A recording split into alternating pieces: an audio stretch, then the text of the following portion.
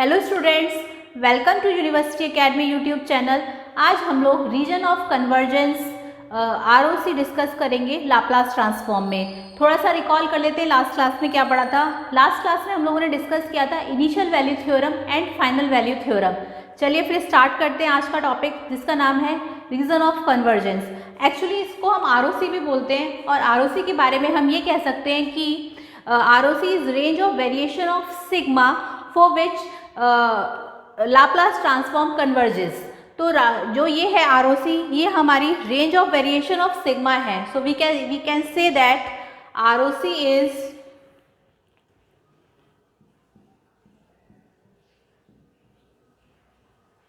Range of variation of sigma. और sigma हमारा जो है, हम इसे डिस्कस करेंगे एस प्लेन में। Sigma for which Laplace transform converges. तो रीजन ऑफ कन्वर्जेंस जो है, ये रेंज है वेरिएशन ऑफ सिग्मा की for which Laplace transform converges. जो सिग्मा है, इसमें हम ये कह सकते हैं कि जो लाप्लास ट्रांसफॉर्म होता है उसमें हम एस प्लेन को डिस्कस करेंगे। और एस प्लेन जो है वो कॉम्बिनेशन है रियल प्लस इमेजनरी पार्ट का। तो सिग्मा जो है वो रियल पार्ट है और जे ओमेगा जो है वो इमेजनरी पार्ट है। It is real part and it is imaginary part। तो ये है हमारा रीजन ऑफ कन्वर्जेंस के बारे में। और अब हम वन बाय वन करके इसकी प्रॉपर्टीज डिस्कस कर लेते हैं। तो इसकी फर्स्ट प्रॉपर्टी है, इसे रफ कर देते हैं पहले।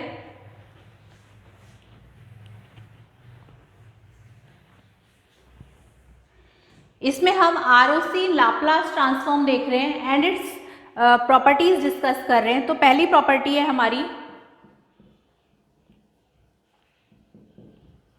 प्रॉपर्टीज में first property is the ROC of F S. Actually हम प्रीवियस क्लासेस में भी आरओसी की कुछ प्रॉपर्टीज डिस्कस कर चुके हैं, तो ये सेम ही है। बस हम यहाँ पर ये डिस्कस करेंगे कि लाप्लास डोमेन में थोड़ा सा जो डिफरेंस है वो हम डिस्कस कर रहे हैं, क्योंकि अगर लाप्लास डोमेन में आप लोगों से पूछा जाएगा तो आप लोग उसका इसी तरीके से जवाब देंगे। तो प्रॉपर्टी नंबर 1 है हमारी, the ROC of F S includes the strip line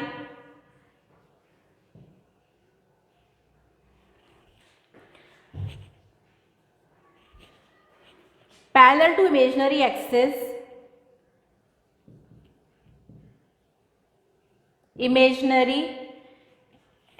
in S plane। Suppose कोई एस प्लेन है हमारे पास, ये हमारे पास कोई एस प्लेन है,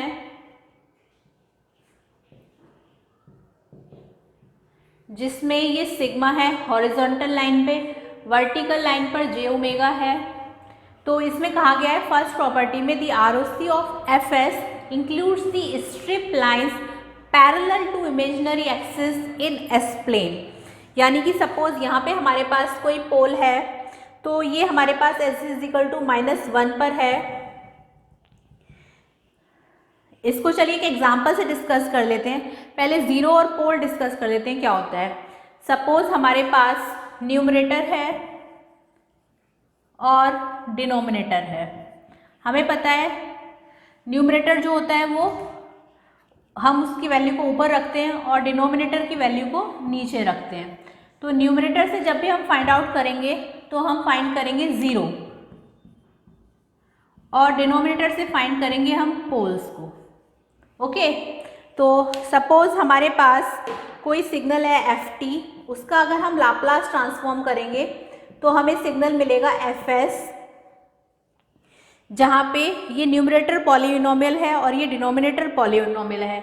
न्यूमरेटर पॉलिनोमियल से हम 0 को फाइंड आउट करेंगे, जीरोस को, और डिनोमिनेटर पॉलिनोमियल से हम पोल्स की वैल्यूज़ को फाइंड आउट करेंगे। तो और जो पोल्स होते हैं वो डिफाइन करते हैं ROC। We can say that poles defines ROC, यानी कि रीजन ऑफ कन्वर्जेंस की जो वैल्यू है वो ये पोल्स ही हमारे डिफाइन करते हैं। तो सपोज हमारे पास कोई एग्जाम्पल है, यहाँ हम ले लेते हैं S-1 एंड S+1। अब जैसा कि मैंने बताया कि S-1 न्यूमरेटर पॉलिनोमियल है तो ये 0 बताएगा, और S+1 डिनोमिनेटर पॉलिनोमियल है तो ये पोल्स को डिफाइन करेगा। तो जो न्यूमरेटर पॉलिनोमियल है उसकी वैल्यू को हमने रखा है S-1 इक्वल टू 0, यानी कि ये आ गया हमारे पास S इज इक्वल टू 1, तो ये वैल्यू आ गई 0 की। इसी तरीके से डिनोमिनेटर पॉलिनोमियल को हमने इक्वल रखा 0 के, S+1 इज इक्वल टू 0, यहाँ से वैल्यू आ गई S इज इक्वल टू -1, ये वैल्यू आ गई हमारे पास पोल की। So we can say that this is the 0 value, this is the pole value. अब 0 है हमारा S इज इक्वल टू 1 पे, और पोल है हमारा S इज इक्वल टू -1 पे। 0 को हम 0 से ही डिनोट करेंगे और पोल को हम क्रॉस से डिनोट करेंगे। ये आपको याद रखना है कि 0 को हम 0 से डिनोट करेंगे और पोल्स को हम क्रॉस से डिनोट करेंगे। तो वही पोल की वैल्यू को मैंने यहाँ S इज इक्वल टू -1 उठा के पुट कर दिया है। तो यहाँ पे हम कह सकते हैं ये है हमारा पोल। तो ये डायरेक्शन ऑफ ROC है हमारी। मतलब इसमें हम यहाँ ये कह रहे हैं कि the ROC of FS includes the strip line.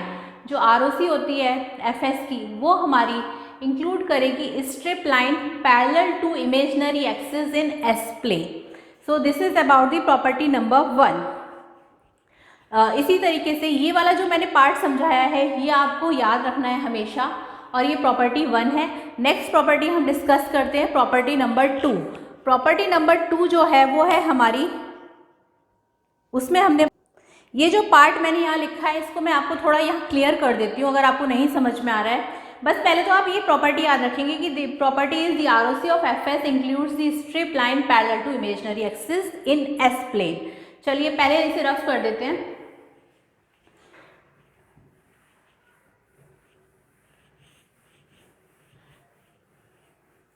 Suppose कोई एक एग्जाम्पल लेते हैं, हमारे पास न्यूमरेटर पॉलिनोमियल है, इसी तरीके से डिनोमिनेटर पॉलिनोमियल है। ये मैं अभी आपको प्रॉपर्टी सेकंड स्टार्ट करने से पहले थोड़ा सा समझा रही हूँ ताकि आपको ये और ये जो नहीं दिखाई दे रहा था वो क्लियर हो जाए। न्यूमरेटर पॉलिनोमियल में हमारे पास वैल्यू हमने यहाँ से ले ली। ये सारा रफ कर देते हैं, अभी इसे आप भूल जाइए। ये मैं दोबारा से आपको यहाँ समझा रही हूँ। न्यूमरेटर की वैल्यू है S-1 और डिनोमिनेटर की वैल्यू है S+1। अब न्यूमरेटर से हमने फाइंड की, हमेशा याद रखना है न्यूमरेटर से हम जीरोस की वैल्यू फाइंड करते हैं और जीरोस की वैल्यू को हम 0 से डिनोट करते हैं। इसी तरीके से डिनोमिनेटर से हम पोल्स की वैल्यू फाइंड आउट करते हैं जिसको हम क्रॉस से डिनोट करते हैं। और हमेशा 0 की वैल्यू फाइंड करने के लिए पहले हम S-1 को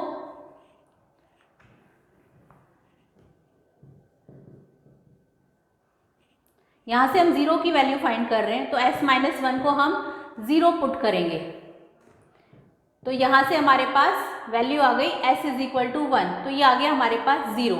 ओके, देन पोल की वैल्यू को फाइंड आउट करने के लिए हम डिनोमिनेटर की वैल्यू को 0 के इक्वेट करेंगे तो ये आ जाएगा हमारे पास S+1 is equal to 0 like this. तो यहाँ से हमारे पास आ गया S इज इक्वल टू -1, ये आ गई हमारे पास पोल की वैल्यू। तो वही हमने इमेजिनरी एक्सिस पर ड्रॉ करी थी और हम ये भी कह सकते हैं कि जो पोल्स होते हैं वो डिफाइन करते हैं ROC को। तो अभी थोड़ी देर पहले हमने S प्लेन डिस्कस करा था जिसमें पोल आ रहा था S इज इक्वल टू -1, ये इमेजिनरी एक्सिस थी और इसके पैरेलल में आ रहा था। ठीक है, now we will discuss about property number 2। प्रॉपर्टी नंबर 2 जो है वो हमें ये बताती है, चलिए उसको भी डिस्कस कर लेते हैं। बस आपको ये याद रखना है कि जो पोल्स होते हैं वही डिफाइन करते हैं ROC। पोल्स डिफाइंस ROC, ये हमेशा आपको याद रखना है। कभी भी डेफिनेशन में पूछा जा सकता है, मतलब 1 मार्क्स में पूछा जा सकता है कि 0 डिफाइन करता है पोल को या पोल, तो आप कहेंगे मतलब ROC को कौन डिफाइन करता है, 0 या पोल? तो you will say that poles defines ROC, poles defines ROC, ये आपको हमेशा यही बताना है। ठीक है, चलिए फिर नेक्स्ट प्रॉपर्टी डिस्कस करते हैं, इसे रफ कर देते हैं।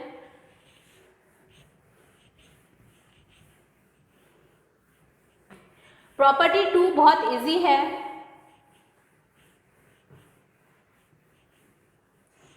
प्रॉपर्टी नंबर 2 कहती है if F T is absolutely integrable and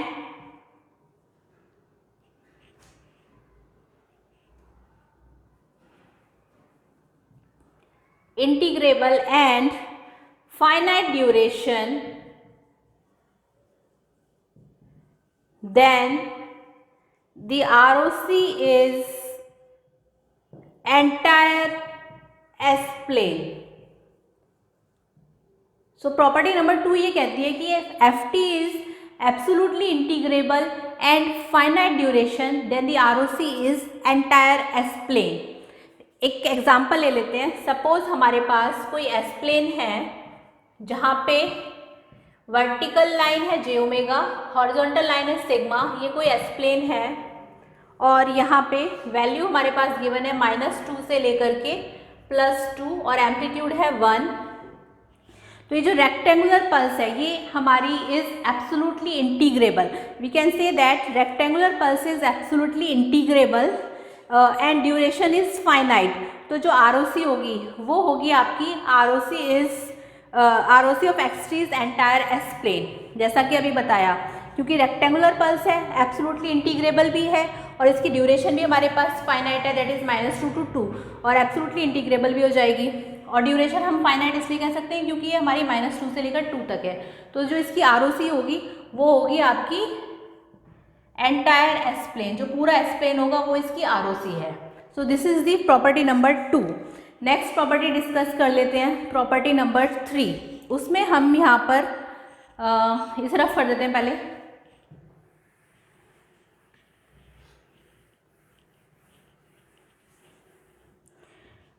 property number 3 में if F T is right sided signal then जो ROC होगा वो होगा हमारा ROC है हमारी real of S greater than sigma. If F T is right sided signal then ROC है हमारी real of S is greater than sigma. इसमें क्या का बताया है यहाँ पे, सपोज हमारे पास कोई सिग्नल है F T is equal to e⁻⁻at xt।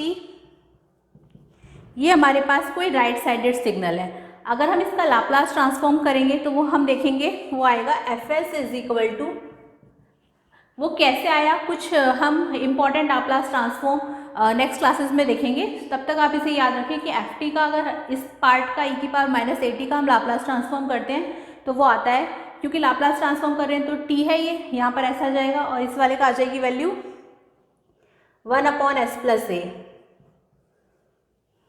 तो यहाँ से हमारा पोल आ जाएगा। पोल फाइंड आउट करने के लिए हमने देखा था कि s+a यानी कि डिनोमिनेटर को इक्वेट करेंगे 0 के, तो s is equal to -a आ जाएगा। तो -a इज द पोल और राइट साइडेड सिग्नल है। तो राइट साइडेड सिग्नल का हमने अभी थोड़ी देर पहले मतलब हम इसमें राइट साइडेड सिग्नल के बारे में ये कह सकते हैं कि राइट साइडेड सिग्नल, यहाँ मैं बता रही हूँ, राइट साइडेड सिग्नल है हमारा, तो इसका e⁻⁻at का जो ग्राफ बनेगा वो कुछ इस तरीके से बनेगा, like this e-at। So this is the e-at xt और ये कोई t एक्सिस है। इसमें राइट साइडेड सिग्नल है e⁻⁻at xt। सो ROC जो है वो ROC है हमारी is this range real S greater than -a। ये दिस इज दी ROC।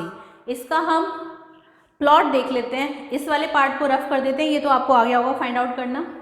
यहीं पर हम इसका प्लॉट देख लेते हैं ROC का। सपोज S-plane में सिग्मा j ओमेगा 2 एक्सिस हमने ले ली, तो यहाँ पे पोल आ रहा है ये -a और यहाँ पे जो वैल्यू है ROC की वो आएगी कि ROC जो है राइट साइडेड सिग्नल है, तो ROC is greater than -a, तो दिस इज दी ROC। और ये रेंज है हमारी ROC की। तो मतलब आप ये कह सकते हैं कि FT is right sided signal then ROC is this. और राइट साइडेड सिग्नल हमारा गिवन था FT is equal to e⁻⁻⁸ जिसे हमने इस तरीके से बताया और प्लॉट करा उसको एक्सप्लेन में इस तरह से। और क्वेश्चन इसमें जब लाप्लास ट्रांसफॉर्म लिया तो 1/s+ आया, तो इसकी जो ROC है वो रियल पार्ट जो है वो s ग्रेटर देन -a आया। So we can say that FT is right sided signal then ROC real s जो है वो ग्रेटर देन सिग्मा होगा। ये तो है प्रॉपर्टी नंबर 3। इसी तरीके से प्रॉपर्टी नंबर 4 है हमारी, सपोज अब हमारे पास if FT is left sided signal, अब हमारे पास FT जो है वो लेफ्ट साइडेड सिग्नल है। थोड़ा सा चेंजेस कर देते हैं यहाँ पे, left sided signal then ROC is, तो ROC हो जाएगी हमारी real of s less than sigma, like this. ठीक है, बाकी थोड़ा सा चेंज कर देते हैं, इन्हें रफ कर देते हैं। अब हमें देखना है कि लेफ्ट साइडेड सिग्नल में ROC क्या होगी। तो कोई फंक्शन हमने ले लिया FT is equal to e⁻⁻⁸ u of -t। अब u ऑफ -t का जो ग्राफ आएगा वो आएगा इस तरह से। ये कोई सिग्नल है x ऑफ -t t, और ये आ रहा है हमारा e ऑफ -at। क्योंकि लेफ्ट साइडेड सिग्नल है इसलिए इस तरीके से आ रहा है। और अगर हम इसका लाप्लास ट्रांसफॉर्म देखेंगे तो वो आएगा हमारा FT में लाप्लास ट्रांसफॉर्म लेंगे हम इसका, तो वो आएगा हमारा FT की जगह हो जाएगा FS और ये आ जाएगा 1/s+a। लेकिन u ऑफ -t है तो रीजन ऑफ कन्वर्जेंस जो है इसका वो हमारा, मतलब अगर हम यहाँ से पोल की वैल्यू को फाइंड आउट करेंगे तो वो आएगी s+a इज इक्वल टू 0, तो s is equal to -a। एक ही पोल आ रहा है, s is equal to -a पे। तो जब हम इसका प्लॉट ड्रॉ करेंगे, इसको रफ कर देते हैं, इसकी नीड नहीं है, ये बस समझाने के लिए था कि अगर ये लेफ्ट साइडेड सिग्नल है तो इस तरीके से ड्रॉ होगा, जस्ट बिकॉज ऑफ दिस। क्योंकि u ऑफ -t जो है just because of this only the reason कि हमारा लेफ्ट साइडेड सिग्नल है। अदरवाइज पहले वाले में हमने राइट साइडेड सिग्नल दिया था, देखा था, क्योंकि तब ये नहीं था, इसके कारण ये टाइम रिवर्सल में आ गया है। तो इसे रफ कर देते हैं।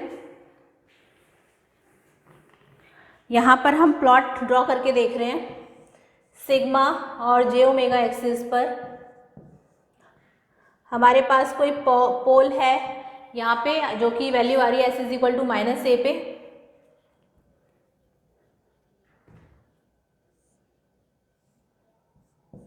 -a पे। तो ये हमारा क्योंकि लेफ्ट साइडेड सिग्नल है तो ROC ये होगी, ये वाला पार्ट होगा। अब so we can say that ROC is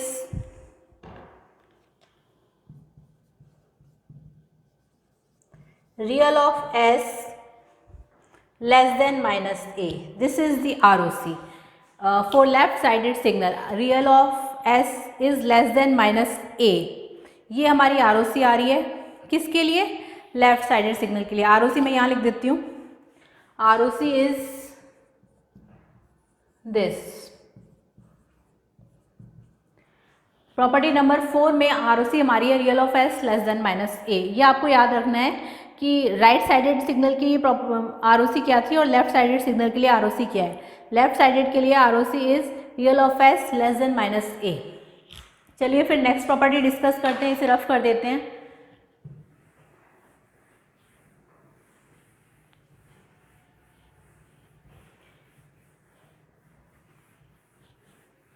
next property है हमारी इफ FT इज, अगर FT जो है टू साइडेड सिग्नल है, if FT is two sided signal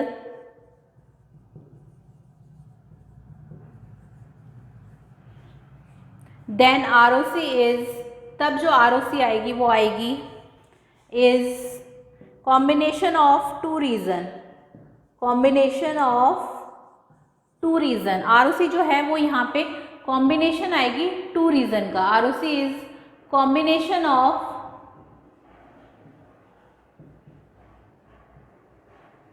to region, वो डिस्कस कर लेते हैं कैसे।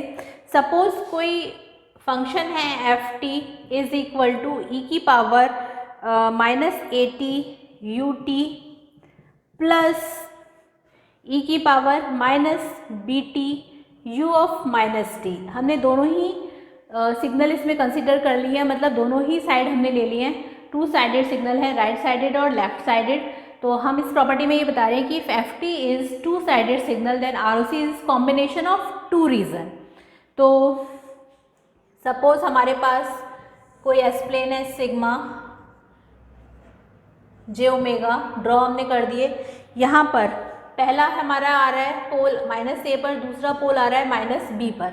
ये दो पोल हैं, तो -a के लिए और -b के लिए जो ROC है, इसके लिए ROC हमारी इस तरफ रहेगी, अभी हमने डिस्कस करा थोड़ी देर पहले, और इसके लिए ROC हमारी इस तरफ रहेगी। सो इसमें हमने बताया कि if F T is two sided signal then ROC is combination of two region. इसके कारण ये ROC आ रही है और इसके कारण ये ROC आ रही है। ये हमने कोई फंक्शन ले लिया है, F T is equal to -80 U T plus E की power -BT u of -t। हमने एक एस प्लेन में इसे प्लॉट कर लिया, सिग्मा है, जे ओमेगा एक्सिस है, दो हमने पोल्स ड्रॉ कर दिए और ROC हमारी कॉम्बिनेशन ऑफ टू रीजन आ रही है। तो ये था हमारा रीजन ऑफ कन्वर्जेंस के बारे में, और इसमें हमने कुछ इंपॉर्टेंट प्रॉपर्टीज़ पढ़ी। नेक्स्ट क्लास में हम लोग फर्दर लाप्लास ट्रांसफॉर्म को डिस्कस करेंगे। तब तक आप इसे अच्छे से पढ़ें, और कोई भी डाउट है तो मुझे कमेंट सेक्शन में जाकर बता सकते हैं। और अगर आपको हमारा यूट्यूब चैनल पसंद आया तो इसे ज़्यादा से ज़्यादा लाइक, शेयर और सब्सक्राइब करें, और इसके जो हैंड रिटन नोट्स हैं वो आप डिस्क्रिप्शन बॉक्स से डाउनलोड कर सकते हैं। Thank you.